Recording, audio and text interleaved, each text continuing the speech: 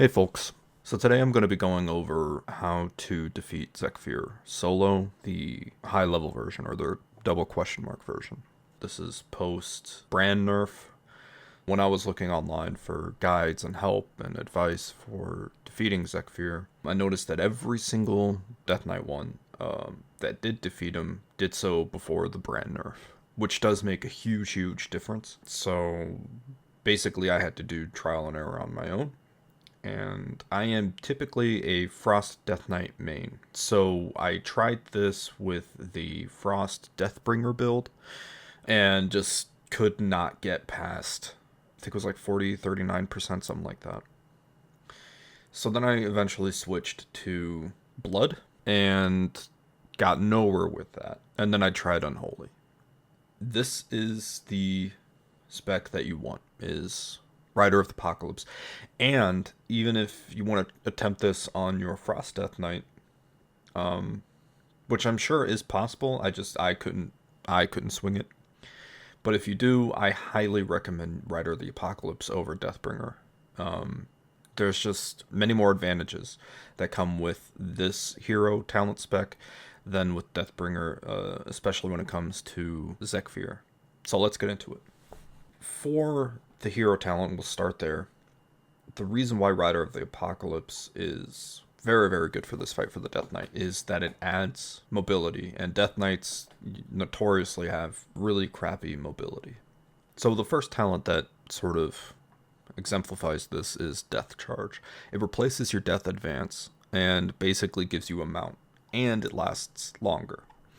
So this alone is extremely useful and helpful in this fight because he's going to be doing a lot of one-shot mechanics, and those one-shot mechanics basically give you like 1 to 2 second window to get the hell out of there. The other biggest benefit to Rider of the Apocalypse is Horseman's Aid, and that's where they randomly give you Anti-Magic Shell, which has come in so useful for me in this fight.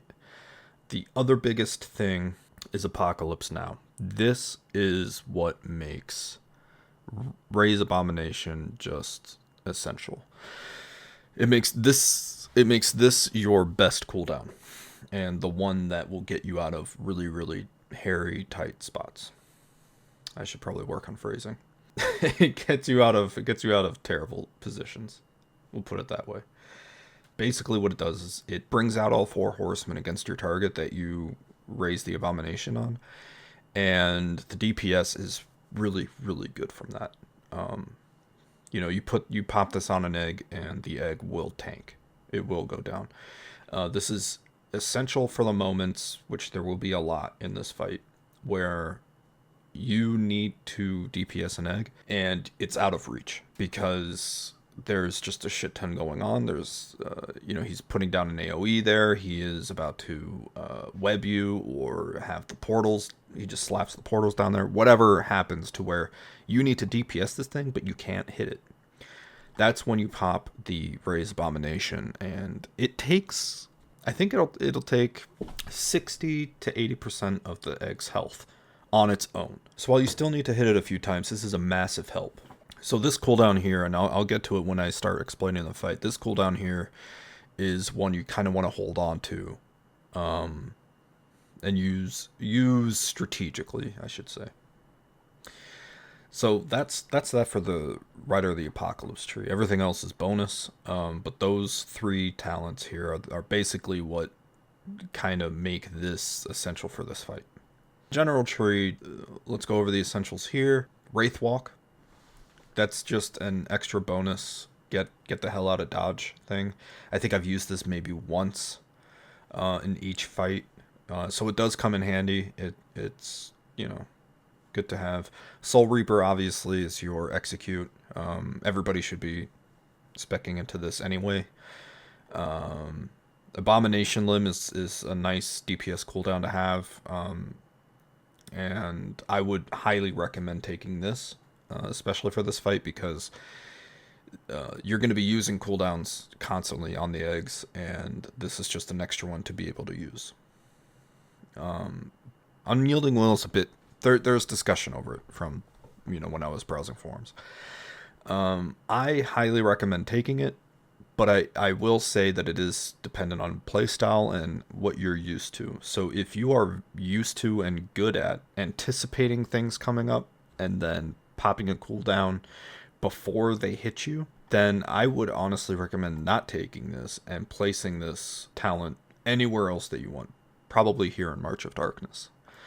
But if you're like me and you've got ADD or whatever the hell it is, and you've got a million things going on screen, and being able to consistently anticipate, a spittle coming and then popping your animatic shield in time isn't something you're always going to be able to do, I highly recommend taking Unyielding Wheel. It is a 20-second increase on the cooldown, which is substantial.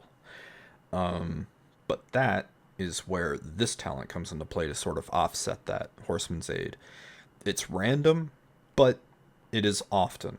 So, and this is also in addition to Brand's sort of anti-magic shield, which also kind of reduces, if I remember correctly, I think it also reduces damage as well. So you will be fine taking this. Another essential talent is Asphyxiate. Ideally, you'll never use it in a fight. However, having it there and on your bar is going to save you for if at any point you're not able to DPS the egg down in time because of the multiple factors that happen where he puts down a ton of AoE, you're just not able to reach it in time. So this is essential for when the egg pops and the spider comes out. The spider always comes out, I think, with a 25% increase in health. So it basically heals for 25%. And this gives you a little extra time to DPS it before it gets a web off.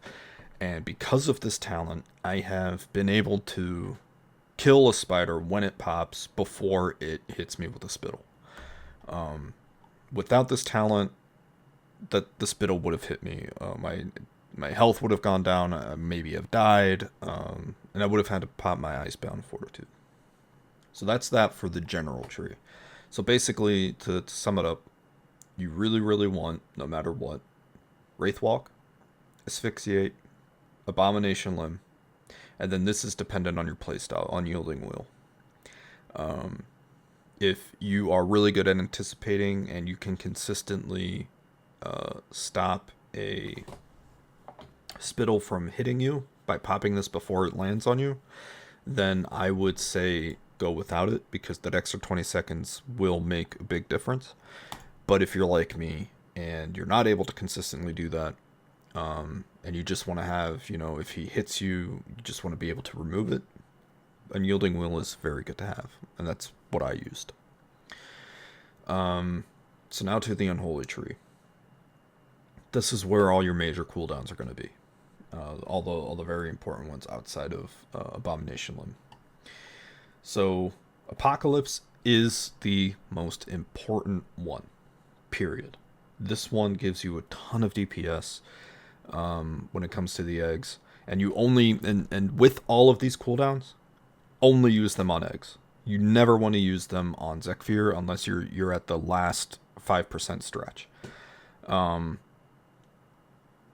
So Apocalypse you want to use mainly in conjunction with Abomination Limb or Unholy Assault. You never want to use it in conjunction with Raise Abomination, because with this fight you really want to stagger cooldowns. You do not want to stack a bunch of cooldowns on an egg, because the timing is such that he's going to call up another egg and then all your cooldowns are going to be on cooldown, and you're going to be out of luck. Apocalypse on its own is really good, but in order to really DPS down the egg and give you enough time, before the next egg, you want to use this in conjunction with either Unholy Assault or Abomination Limb. Next is Army of the Dead and Raise Abomination. Raise Abomination is just incredible. He spreads Festering Wound, which is, you obviously as an Unholy you need that up, especially if you want to really top up your DPS. So him coming up and constantly putting one down on the egg is just really, really good. This cooldown, Army of the Dead, Raise Abomination, is the best one. It is the one you really want to save for oh shit moments, or when everything else, your Abomination Limb, your Apocalypse, and your Unholy Assault are on cooldown. This you need to go to. Or if you're in a situation where it's like, the egg is already a third cooked, or you just really, really, really need to DPS it down, or you're not able to reach it. Especially, this is when a Raise Abomination comes into play and is extremely clutch. Is when you have a situation where you're trying to DPS the egg down, and you can't reach it because of all the AOE and one shots coming your way, and you've got to get out of dodge, you've got to run around, and you've got to distance yourself from the egg. But obviously, the egg still needs to be DPS and still needs to go down. Raise Abomination has helped with that immensely. Like I said before, on its own, it takes 60 to 80% of the egg down on its own. So you really just need to, once you pop this, you need to do like 20% damage, 20 to 40% damage, and the egg will be done. This build is basically, I just ripped this from, I think it was Icy Veins. Icy Veins or Wowhead, maybe they both have the same one, I don't know. But this is the single target build. Everything is geared towards the single target. That's the general build. If you want to, you can obviously freeze this and just copy. So that's the talent build. So now we're going to get into the fight, and I'm just going to kind of voice over what you kind of want to do and look out for and all that stuff. Alright, so now that we've gone over the talents, this is basically the portion where I'm going to go over the fight itself, and since you know what the build is and what cooldowns are important and all that stuff, we can get into it. First couple things is the focus. You want to make a couple macros, which I'll put down in the description. You need this for this fight. This is essential. You also want to make the interrupt macro that I have for Mind Freeze. Also down in the description, obviously. This makes it so that you can be burning down the egg, and when he does his regenerate cast, you can just interrupt it without having to switch targets, and then automatically go back to the target that you were DPSing. So first things first, obviously the egg needs to go down immediately every time. That's the most important aspect of this fight. Everything else is secondary. When the egg pops, that needs to be your priority. The only thing that takes higher priority is when he casts his regenerate spell. Outside of that, the egg needs to go down. That is the only thing. If you are attempting this fight and you're not able to DPS the egg consistently down before it pops, I would say at least like 90% of the time. You're not going to be able to get it every time just because of the way his attacks work and stuff. But if you can consistently pop it outside of that, you're in good shape. If not, then you need to get better gear. You need to work on your rotation. You need to figure something out, because if you can't, you're not going to be able to do this fight. Just the long and short of it on that one. So, couple attacks here. The web attack, where he does like the web vortex in front of you, you need to dodge that every single time. It's not a one shot, but it might as well be, because he hits you and then he puts a movement debuff on you for, I think it's like 5 seconds or something. And it's enough, it tanks your health. It takes away, I want to say 80% of your health or something, or 70%. It's a big chunk. And if he hits you with that, you are slowed, and anything else he throws at you, you're going to have a really tough time getting out of the way of. So dodge that immediately. The fear in the first phase is one that you don't necessarily need to dodge. I think it takes like half your health, if I remember correctly. So if you're in a situation where you're burning down an egg and he pops that AoE on you, the fear AoE, you can stand in it if you're at full health. And ideally you'll have Lichborn off cooldown, so that you know if he does fear you, you can just pop that, get out of fear, and keep DPSing the egg. Worst case scenario, you'll be feared for like 2 seconds, and then you can get right back on the egg. The claw AoE, the cone, obviously you need to keep the way out of every single time in each phase. I think it's a little faster in the second phase. Like you have less time to get out of it. When he goes first into the second phase, don't waste anything on him. You can't hurt him. I think he takes like 90% reduced damage. So it's really a 10-second breather for you. He's going to be still. He's not going to be hitting at you. It's going to be for 10 seconds he's doing that, I think. And you want to take that time, if there's an egg up, obviously, to kill that egg. If there's no egg up, just take a breather. Take stock of what cooldowns you have, and get ready for this second phase. The second phase is different in a few ways. One, he puts down that Spire AoE. Do not get hit by any of them. They are all one-shots. The second one is he empowers all of his abilities. The Fear one is the most probably blatant, I could say, power-up, where not only does the Fear itself do a lot more damage, I want to say it takes like 80 to 90% of your health now. But it also has these orbs that if you get hit by the orb, I think it's a one-shot. It's either like 90% of your health or it's a one-shot, one of the two. The Spittle, I think, just does more damage. It works the same way, so it's not like massive. You can still dispel it, all that stuff, but I think it does do a little bit more damage. He puts down portals, which are a pain in the ass. If you hit one of the portals, you will be sucked into them and you will teleport, and basically it's a stun. It's a stun, and it repositions you, and it could basically one-shot you if it repositions you into like Spires or into a Fear or something like that. The second pain in the ass thing about those portals is that when he does his web spit, it goes through the portal.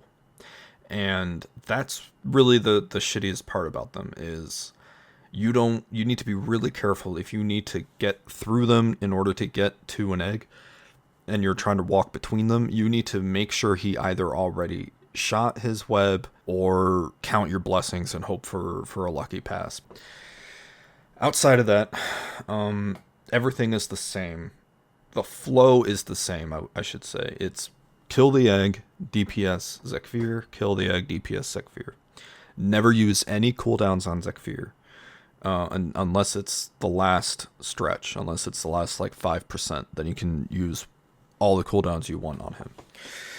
But outside of that, wish you guys luck. I hope this helped at least a little bit. If you have any questions or comments in the comments below, please hit me up. I will gladly answer any questions you might have. It's a really tough fight. It's a lot of luck. There's been a lot of really good runs I had that just went off the rails because of a crappy placement of AoEs, portals, and whatnot. A couple things: try to always keep him in the middle. Wherever he places the egg, you're going to be as much as you can equidistant from it. Secondly, if he places it on the ledge there where you see the stairs, it goes up to that little platform, that is probably the one situation in which I would use the Abomination no matter what. Even if you have all your other cooldowns, even if you're able to reach him, all that stuff, I would use the Abomination and just get it down and get off that platform immediately, because the edges there, if you try to run off of them when he like blasts you with a claw or tries to AoE you with a Fear or something, you can get stuck on that ledge. And I have died so many times by getting stuck off that stupid frickin' ledge, even though it looks like you shouldn't get stuck on it. Just keep in mind that that's the worst place to be for you, and get that egg down as quickly as possible, as much as you can, or as fast as you can. Outside of that, good luck. I wish you guys good fortune in this fight.